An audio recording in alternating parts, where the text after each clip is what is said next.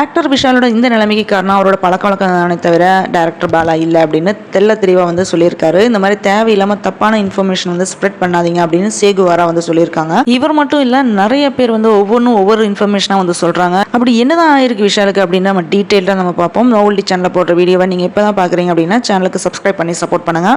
மதகத ராஜா ஃபங்க்ஷனுக்கு வந்து விஷால் வரணும் அப்படின்னு சொன்னனால அவாய்ட் பண்ண முடியாமல் விஷால் வந்து வந்திருக்காரு அப்படின்னு வந்து சொல்லியிருக்காங்க.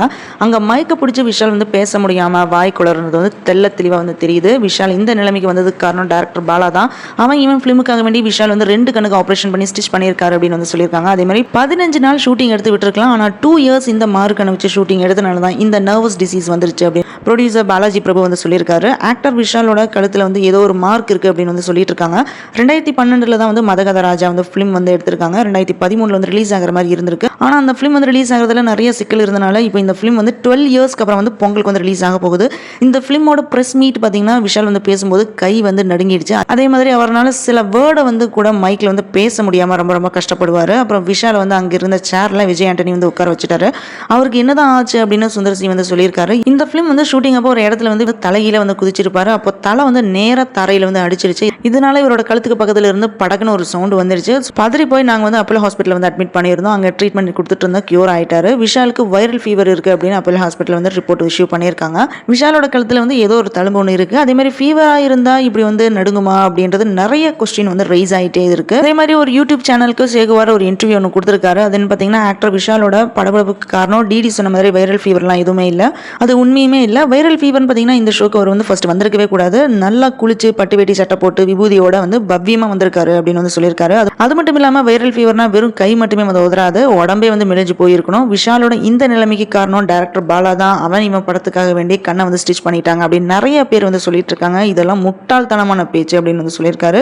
உருட்டுறதுக்கு ஒரு அளவு வேண்டாமா அப்படின்னு ரொம்ப கடுப்பாகி வந்து சொல்லியிருக்காரு. 13 வருஷத்துக்கு அப்புறம் விஷால் வந்து எத்தனையோ ஃபிலிம் வந்து நடிச்சிருக்காரு. ரீசெண்டாக கூட ஸ்ட்ராங்காக தான் வந்து இருந்திருக்காரு. ஓட்டு போடுறது கூட சைக்கிள் தான் வந்து போயிருக்காரு.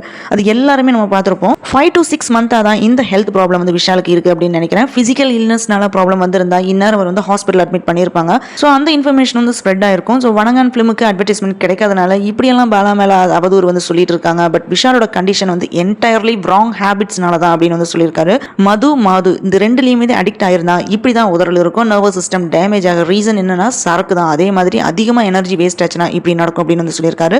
இதுக்கு தான் அந்தந்த டைம்ல வந்து மேரேஜ் நடந்திருக்கணும். ஃபேமிலின்னு வந்தால் எல்லாமே வந்து கண்ட்ரோலாக இருக்கும். டிசிப்ளின் இல்லைனா இந்த மாதிரி உதறல் கதறல் எல்லாமே நடக்கும் அப்படின்னு வந்து சொல்லியிருக்காரு. இது நோயினால வரல, அவரோட பேட் ஹேபிட்ஸ்னால தான் வந்திருக்கு. கரண்ட்டாக வந்து விஷாலுக்கு கடன் ப்ராப்ளம் வேறு இருக்குது. கொஞ்சம் பேர் 85 கோடி அப்படின்னு வந்து சொல்கிறாங்க. இன்னும் கொஞ்சம் பேர் 150 கோடி கடன் இருக்குது அப்படின்னு வந்து சொல்லிட்டு இருக்காங்க. ஆனால் ஹியூஜ் அமௌண்ட்டாக வந்து டெப்ட் இருக்குது அப்படின்னு வந்து சொல்லியிருக்காரு விஷாலுக்கு. போவர்ட்டி வந்து ரொம்ப கொடுமை தான். அதே மாதிரி கடன் பார்த்தீங்கன்னா ரொம்ப கொடூரம். ஆனால் இந்த கடன் வந்து எதனால் வந்துச்சுன்னு பார்த்தீங்கன்னா மாது இந்த ரெண்டுலையும் இறங்கிட்டா எவ்வளோ பணம் இருந்தாலுமே வந்து போயிடும் அப்படின்னு சேகுவாரா வந்து சொல்லியிருக்காரு. விஷால் இந்த மாதிரி மோசமான நிலைமைக்கு போக அந்த 2 ஆக்டர்ஸ் தான் காரணம். சும்மா ஃபீவர் மட்டுமே இல்லை அப்படின்னு அந்த ஒரு வீடியோவில் வந்து சொல்லியிருக்காரு. 2 ஃப்ரெண்ட்ஸ் நந்தா ரமணா இவங்க 2 பேர்னால தான் விஷால் வந்து இந்த நிலைமைக்கு வந்திருக்காரு அப்படின்னு வந்து சொல்லியிருக்காரு. நடிகர் சங்கத்தில் பதவி வந்து பிடிக்கிறதுக்காக வேண்டி விஷால் வந்து தீவிரமா இறங்கினதுக்கு காரணம் என்னன்னா சரத்குமாரை வச்சு விஷாலோட அப்பா கொஞ்சம் ஃபிலிம் வந்து ப்ரொடியூஸ் பண்ணியிருக்காரு. அப்போ சரத்குமார்னால விஷாலோட அப்பாவுக்கு வந்த ப்ராப்ளம்னால விஷால் வந்து சின்ன வயசுலேருந்து வந்து பார்த்துருக்காரு. ஸோ ஒரு கட்டத்தில் சரத்குமார் பழி வாங்கணும் அப்படின்னு டிசைட் பண்ணி நடிகர் சங்கத்தில் ராதா ரவி சரத்குமார் வந்து தோக்கடிச்சிட்டாரு. அந்த டைம்ல விஷால்கிட்ட வந்து சேர்ந்தவங்க தான் இந்த 2 பேருமே. விஷாலோட க்ளோஸ் ஃப்ரெண்ட்ஸை கூட வந்து விஷால் பக்கத்திலேயே விடாம இந்த 2 பேரும் வந்து தடுத்துட்டாங்க. இதனால எந்த நல்ல டிசிஷனுமே எடுக்க முடியாம போயிடுச்சு. விஷாலை வச்சு ஒரு ஃபிலிம் ஒன்று இந்த 2 பேருமே வந்து எடுத்திருக்காங்க. அந்த ஃபிலிம்ல ஸ்டார்ட் ஆன ப்ராப்ளம் தான் விஷாலுக்கு வந்து ஹார்ட் பிரேக்கிங்கா வந்து இருக்கு. அதே மாதிரி லைக்காவை வந்து சரியா வந்து டீல் பண்ண முடியாம ஸோ கோர்ட் வரைக்கும் போயிடுச்சு. அப்போ விஷாலுக்கு வந்து யாருமே ஃபைனான்ஸ் பண்றதுக்கு வந்து யாருமே வரல. இந்த மாதிரி பல சிக்கலை வந்து அவரே வந்து தேடிட்டாரு. இதுக்கிடையில மிஷ்கினுக்கும் விஷாலுக்கும் இடையில வந்த சண்டை நஷ்டனால விஷாலோட இந்த நிலைமைக்கு காரணம் அப்படின்னு வந்து சொல்லலாம். துப்பறிவாளன் 2 ஃபிலிம் லண்டன்ல நடந்துச்சு. ஷூட்டிங்னால தான் ப்ராப்ளம் வந்து ஸ்டார்ட் ஆயிருக்கு. இந்த மாதிரி எகைன் அண்ட் எகைன் ப்ராப்ளம் மேல ப்ராப்ளம் வந்தனால அதை மறக்கிறதுக்காக வேண்டி விஷால் பண்ண சில விஷயம்னால தான் அவர் வந்து இந்த நிலைமைக்கு வந்திருக்காரு அப்படின்னு வந்து சொல்லியிருக்காரு. இப்படி எல்லாருமே ஒரு கருத்தை வந்து சொல்லிட்டு இருக்காங்க. என்னதான் நடந்துச்சு அப்படின்னு விஷால் சொன்னாதான் தெரியும். வைரல் ஃபீவரா இல்ல நர்வஸ் டிசீஸ் இருக்கா இல்ல கடன் பிரச்சனைனாலயா அதுவும் இல்லைனா பேட் ஹேபிட்ஸ்னால தான் இது எதுவுமா அப்படின்ட்டு எதுவுமே கன்ஃபார்மா தெரியாம நம்ம வந்து ஃபால்ஸ் இன்ஃபர்மேஷன் வந்து ஸ்ப்ரெட் பண்ணக்கூடாது. அவரும் நம்மள மாதிரி ஒரு ஹியூமன் பீயிங் தான். செலிபிரிட்டினால நம்ம இஷ்டத்துக்கு நம்ம கன்ஃபார்மா இதனால தான் இவருக்கு இந்த மாதிரி ஆயிடுச்சு இதனால தான் இப்படி ஆயிடுச்சு அப்படின்னு நம்ம டிசைட் பண்ண முடியாது. விஷால் வந்து கியூர் ஆகி நார்மல் லைஃப்க்கு எகைன் ரிட்டர்ன் வரணும் அப்படின்ற நம்ம எல்லாருமே ப்ரே பண்ணுவோம்.